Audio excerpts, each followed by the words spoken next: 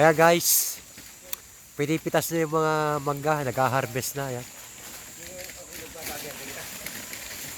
Ayan o.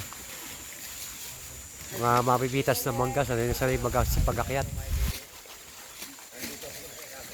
Ayun lagi sa ako, bakit pa yan o. Uy, sayang yun, nalaglag.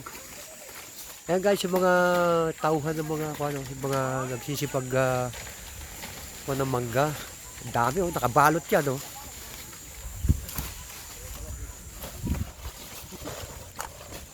Ayan. Inaalis yung balot. Ayan.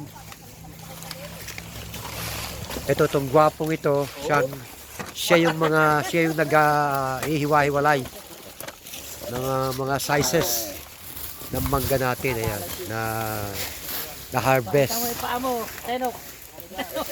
Ito siyang pinakamagandang babae sa balat ng lupa. Tingin ka naman dito, kaway ka naman. Ayan, dating badyaw yan. Yun o, dati raw badyaw to. Ayan. Naghihiwa-hiwalay din siya ng mga klase-klase ng mangga. Ayan, yung magandang babae na yan, napakaganda oh. Tingnan nyo.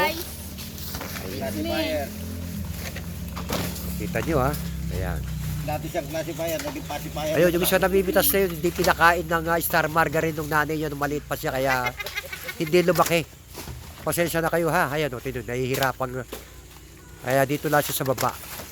Pero yung mga yan, mga nasa itaas na yan, ayan, talagang yan ang hanap buhay nila, yung makyat, pamitas ng mangga. Ito, tutong sa taon to. Ito, matindi to. Huwag kayo nagtitiwala dito sa taon na to. Ayan o, kumakaway na yan. Okay, guys, thank you sa panonood ha. Thank you so much at see you on my next vlog. Sa susunod naman na pag-spray uli.